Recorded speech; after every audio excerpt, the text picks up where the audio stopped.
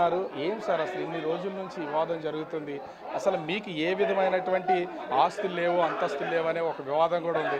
కానీ మీరు ఒక జమీందారు అని మీ అమ్మాయి చెప్తున్నటువంటి పరిస్థితి ఏంటి? అసలు దీనికి ఇంక ముగింపు అనేది ఉండదా? మీ అల్లుడి గారు చేస్తున్నటువంటి ఆరోపణలు కానీ, ఆ మాధురి విషయం కానీ ఏం చెప్తారు అసలు?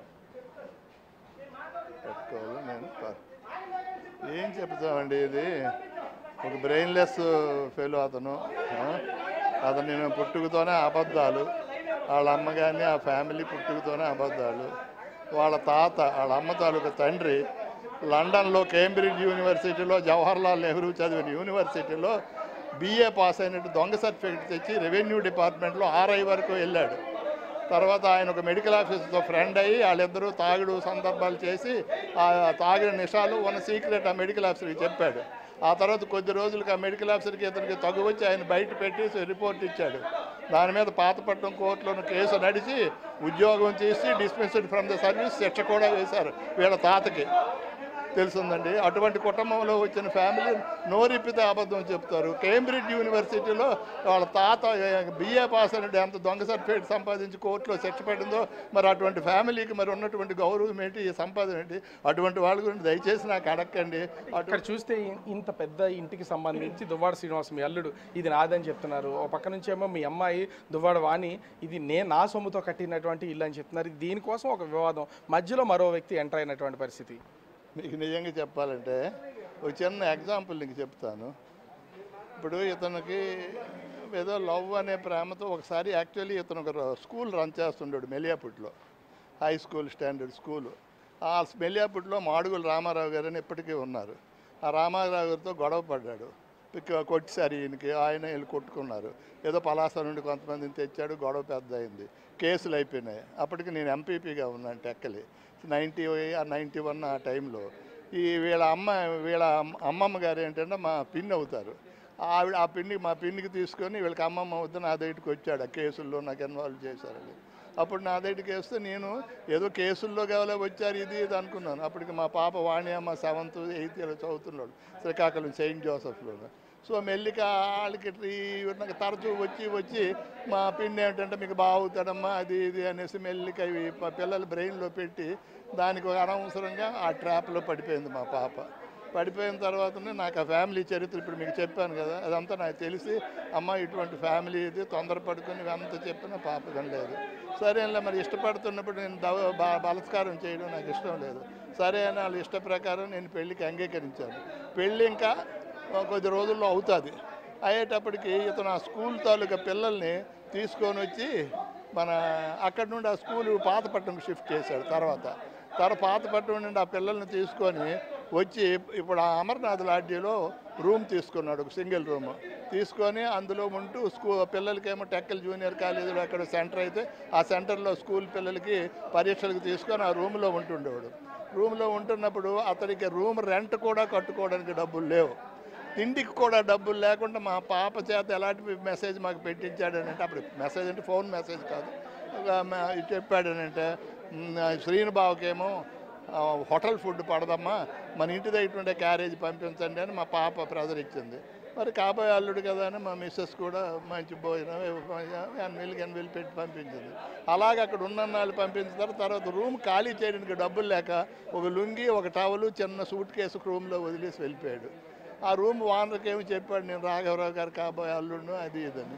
సో దానివల్ల వాళ్ళు ఎప్పటికీ ఖాళీ కావడం లేదు, మనిషి రావడం లేదు ఏమిటో అనేసి నాకేమో వచ్చి కలిసి అడిగారు.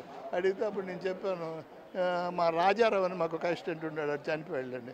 రాజారావు వెళ్ళి చూడు ఏంటో పరిస్థితి అని అంటే, తీరా చూస్తే ఖాళీ సూట్ కేసు, ఒక టవలు, ఒక లుంగి అక్కడ ఉన్నాయి. అట్లా ఉన్న వ్యక్తిని మీరు ఎలా అసలు అల్లుడిని చేసుకున్నారండి? వినండి చెప్తున్నాను. ఉన్నాయి. ఉండేటప్పుడు ఎంత కట్టాలంటే 350 ఎంత కట్టాలి నేను పెట్టాను. పెట్టేసిన తర్వాత అప్పటికీ మళ్ళీ మా పాపకి చెప్పాను, చూడమ్మా ఇలాంటి వ్యక్తి నువ్వు ఎందుకు తొందరపడతావు అంటే, నేను ఎంత చెప్పినా వినకుండా 94లో మా ఇంట్లో ఉన్నటువంటి ఒక అమ్మవారి పండుగ సందర్భంలో చుట్టాలందరూ వచ్చారు. వచ్చిన టైంలో వీడికి మరి వాళ్ళకి కాబోయే అల్లుడు అనేసి మరి రాక తప్పదు కానీ అతను వచ్చాడు. వచ్చిన తర్వాత నీవు క్లోజ్గా తిరుగుతుంటే మా పాపకి పెళ్లి కాకుండా అంత క్లోజ్ ఎందుకమ్మా నేను చెవాట్లు పెట్టాను. దాంతో నాకు చెప్పక చేయక రాత్రికి రాత్రి వీళ్ళిద్దరూ కలిసి వెళ్ళిపోయారు. వెళ్ళిపోయిన తర్వాత సగం దూరంలో మా కారు ఏదో పని మీద నా కారు ఒకటి ఉండేది పంపించాను. మా డ్రైవర్కి త్రోవలో కలిసి దట్టు ఇది నైట్ కలిసిన తర్వాత నడుచుకొని వెళ్ళడం చూసి మా డ్రైవర్ ఏమో ఎక్కడికి వెళ్ళాలంటే తీసుకెళ్ళి మెల్లినప్పుడు డ్రాప్ చేశాడు, వచ్చాడు. తర్వాత నాకు ఈ విషయం తెలిసింది. మరి ఏంటి ఎంత శృతి మించింది, మరి ఏంటి, మరి తప్పదు పెళ్లి చేయక తప్పని పరిస్థితుల్లో నాకు ఇష్టం లేకపోయినా ఈ పెళ్లి నేను చేయవలసినటువంటి పరిస్థితి. మరి ఆడ ప్రేమనో ఏదో అనుకుంటున్నారు అనుకోండి, అది నేను బ్రేక్ చేశాను అనుకోండి, ఇంకొక బ్యాడ్ దీనికి దారి తీసింది అనుకో, అప్పుడు మళ్ళీ మేమే కదా బాధపడాలి. సో ఇష్టపడ్డారు కాబట్టి సరిపోయింది.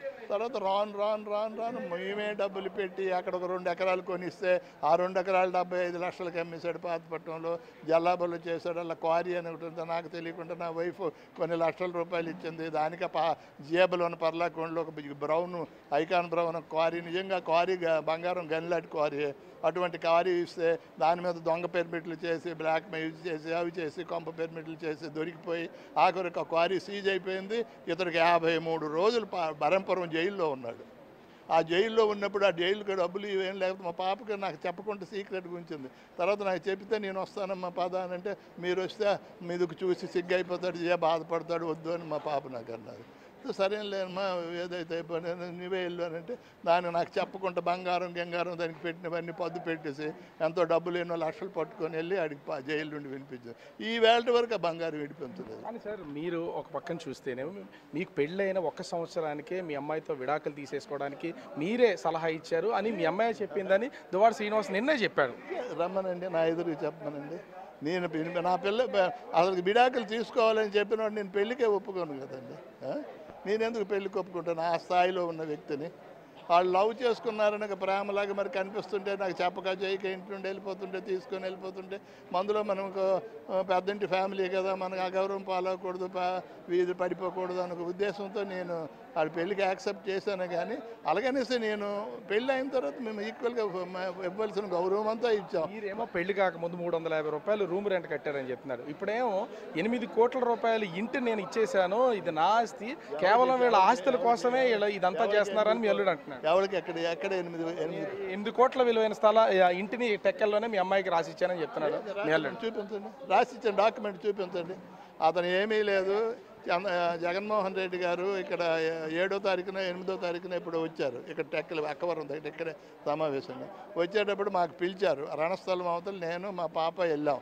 మా ఇద్దరికి పిలిచి జగన్మోహన్ రెడ్డి గారు, అమ్మ నువ్వు నామినేషన్ వేయకు, తొందరపడకు, నేను అన్నీ చూస్తాను అనేసి మాకు చెప్పారు. అది పాప అదేంటి సార్, నా ప్రాపర్టీస్ ఉన్నారు, పిల్లలు ఉన్నారు, వాడు ఇంకో దాంతో ఇల్లీగల్ కాంటాక్ట్ అయి ఉన్నాడు కాబట్టి నాకేమిటి డౌట్ వేస్తుంది, అవన్నీ నేను చూసుకుంటానమ్మా, నువ్వేం పడలేదు, మా తల మీద చేసి నాకు నడుము మీద చేసి రాఘవరావు గారు అవన్నీ నేను చూసుకుంటాననేసి జగన్మోహన్